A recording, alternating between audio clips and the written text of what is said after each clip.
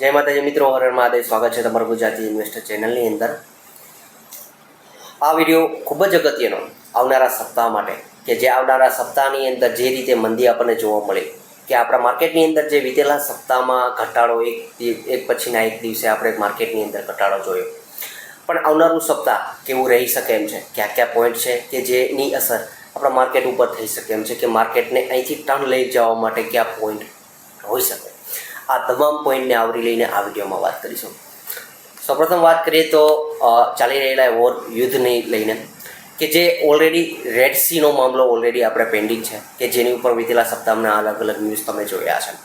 આ સિવાય યુક્રેન દ્વારા ઈરાન ઉપર થયેલો હુમલાની અસર, અને આ સિવાય જો આની અંદર કોઈ પણ નવું પગલું જોવા મળે છે, અમેરિકા દ્વારા નેગોશિએશનના મુદ્દાઓ ઉપર આગળ વધવા અને કોઈ પણ બીજી કન્ટ્રીને આવરી લઈને એને મિડલમાં રાખીને કોઈ પણ નેગોશિએશનની વાત થાય છે કે નહીં. અને એની સાથે ખૂબ જ અગત્યની એ વસ્તુ કે મિત્રો, કે આપ ક્રૂડ ઓઇલ ઉપર ખાસ એવી નજર રાખજો, કે એ જે રીતે ટર્ન થયું છે, કે ઘટાડા સાથે શુક્રવારે બંધ થયું છે, આવનારા સોમવારે જે 2 દિવસની અંદર હજુ વિડીયો રેકોર્ડ કર્યું છે ત્યાં સુધીમાં કોઈ પણ એવા નેગેટિવ ન્યૂઝ આપણને મોટા જોવા નથી મળ્યા કે આવનારા સપ્તાહની અંદર એની અસર જોવા મળી શકે. તો આ બધા પોઈન્ટ ખાસા એવા ધ્યાન રાખજો. ત્યાર પછી બીજા આ જીઓપોલિટિકલ રીતે જ વાત કરીએ તો ગ્લોબલી રીતે જ વાત કરીએ તો એફઓએમસીની બેઠક અમેરિકાની અંદર જોવા મળવાની છે, કે જે આ એફઓએમસીની મિટિંગ છે, કે ફેડની જે જનરલ મિટિંગ છે, એ આપણને 28-29 જુલાઈના રોજ જોવા મળવાની છે.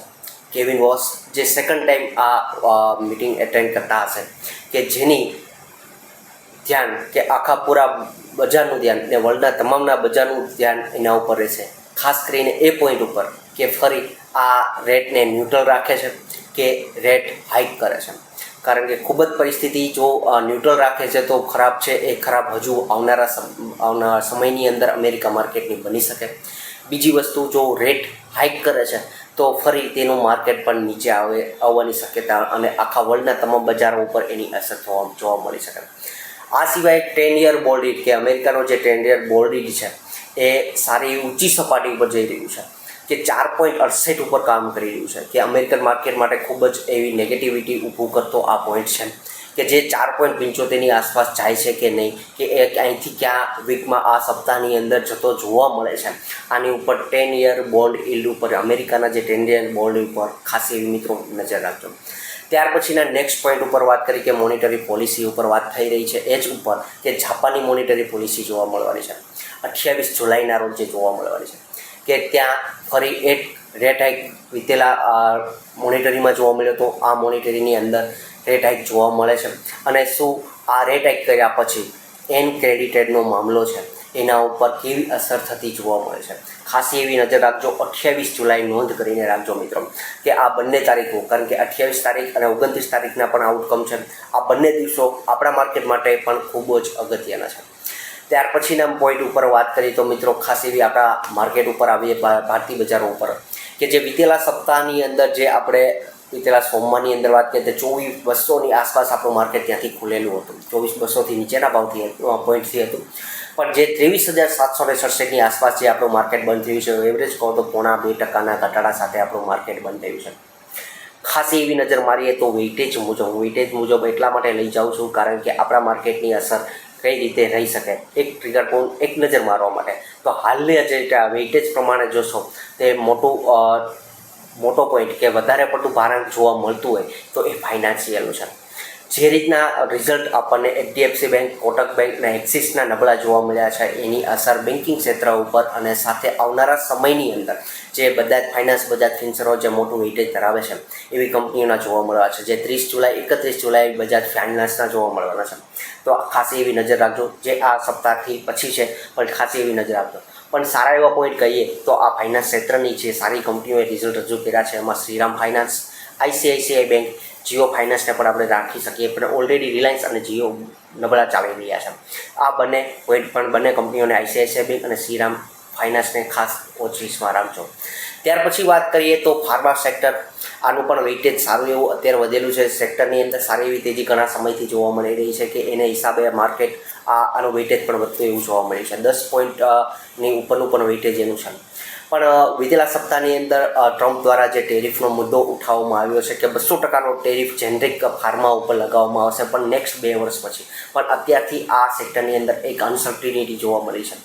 આ અનસર્ટિનિટી અને ઘટાડો આ આવનારા સપ્તાહની અંદર ફાર્મા ક્ષેત્ર ઉપર ખાસી એવી નજર રાખજો, કારણ કે એ અનસર્ટિનિટીનો માહોલની અંદર જો ડિફેન્સિવ સેક્ટર રીતે કામ કરતું જે ઘણા સમયથી આપણને જોવા મળતું હોય એવું ક્ષેત્ર હોય તો એ ફાર્મા ક્ષેત્ર જ હતું. પણ અત્યારે આ જે પરિસ્થિતિ ઊભી થઈ છે એને ધ્યાનમાં લઈ આ ખાસી એવી નજર રાખજો. બીજો પોઈન્ટ એ કે જે વિતેલા વિડીયોની અંદર પણ મેં વાત કરી હતી કે લોરસ લેબનું સારામાં સારું રિઝલ્ટ જોવા મળ્યું છે શુક્રવારના દિવસે, તો સોમવારના દિવસે લોરસ લેબ ઉપર નજર રાખજો. આ સાથે આ ક્ષેત્રની બીજી 2 કંપનીઓ જે ડીવીસ લેબ છે, આ સિવાય ઇપ્કા લેબ છે, આ બંને કંપનીઓની અંદર પણ એની એક પોઝિટિવ અસર પણ આપણને જોવા મળતી હોય તો આ 3 કંપનીઓને આપણે વોચલિસ્ટમાં રાખવી જોઈએ. ત્યાર પછી વાત કરીએ તો આઈટી ક્ષેત્રની મોટા ભાગની કંપનીઓના રિઝલ્ટ આપણે જે મોટી કંપનીઓ કહીએ TCS, ઇન્ફોસિસ, એક્સેલટેક, વિપ્રો, ટેક મહિન્દ્રા, આ બધી જ મોટી કંપનીઓના રિઝલ્ટ આવી ગયેલા છે. આ સિવાય જે આવતીકાલે સોમવારે કોફોર્જનું રિઝલ્ટ માર્કેટની અવસ્થા દરમિયાન આવે છે, માર્કેટ ક્લોઝ થયા પછી આ ખાસી એવી નજર કોફોર્જ ઉપર રાખજો. ખાસ એટલા માટે કે જે આ કંપની AI ક્ષેત્ર ઉપર ઓલરેડી સારું એવું ઇન્વેસ્ટમેન્ટ કરી અને એક સારી એવી લીડરશિપ લઈ રહ્યું છે કે જે મિડકેપ ક્ષેત્રની કંપની છે, કે આ સિવાય એની જ પોઝિટિવ નેગેટિવ અસર આપણને જેના રિઝલ્ટ બાકી છે એવી કંપની વાત કરીએ તો પર્સિસ્ટન્ટ સિસ્ટમ, અને બીજા નંબરની કંપનીની વાત કરીએ તો ઇન્ફો એજ.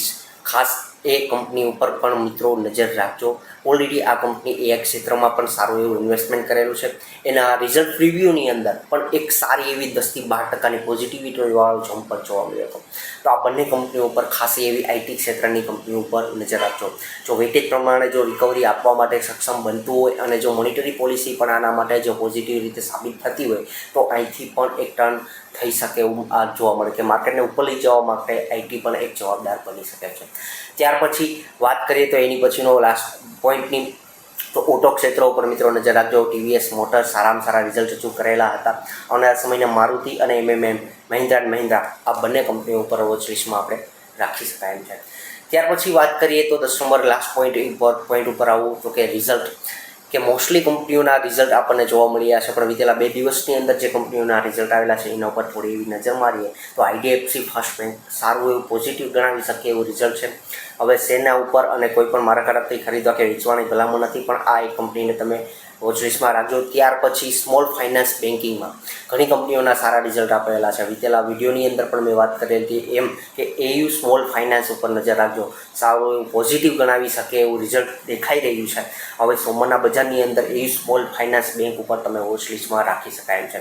ત્યાર પછી ગાંધાર ઓઇલ સારામાં સારું સુપર ડુપર રિઝલ્ટ આપેલી આ કંપનીની અંદર સારામાં સારી તેજી જોવા મળ્યા પછી એક સ્ટેટમેન્ટ એના કંપની તરફથી જોવા મળેલું છે કે સેલવાસમાં આપણા ગુજરાતમાં આવેલી આ કંપનીનો એકલા પ્લાન્ટ ઉપર વધારે પડતા વરસાદને કારણે પણ નુકસાની પણ ભોગવવી પડશે કે એની અસર આ સ્ટેટમેન્ટની કેવી રહે છે આ ખાસી એવી નજર ગાંધાર ઓઇલ ઉપર રાખજો.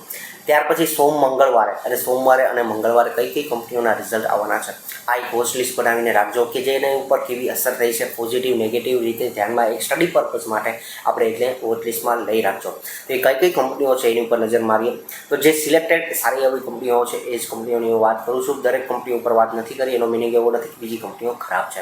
ખાસ મંડેના દિવસે જશો એરોફ્લેક્સ ખાસ એ કંપની ઉપર નજર રાખજો. બાલાજી અમાઇન્સ શા માટે? કારણ કે સારી એવી તેજી એની અંદર જોવા મળી છે.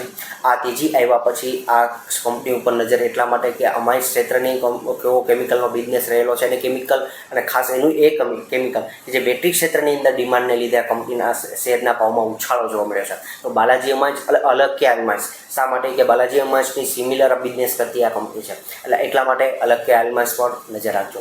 આ સિવાય બેન્કિંગ ક્ષેત્રની કંપનીને PSU બેંકમાં કેનેરા બેંક ઉપર નજર રાખજો મિત્રો.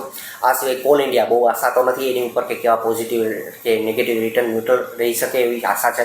તો કોલ ઇન્ડિયા, કોફોર્જની જ અગાઉ પણ આપણે વાત કરી, એપિગ્રલ કે જે એપિગ્રલ કેમિકલ ક્ષેત્રની કંપની છે એની ઉપર નજર રાખજો. હુડકો અને ગ્રાવિટા ઇન્ડિયા.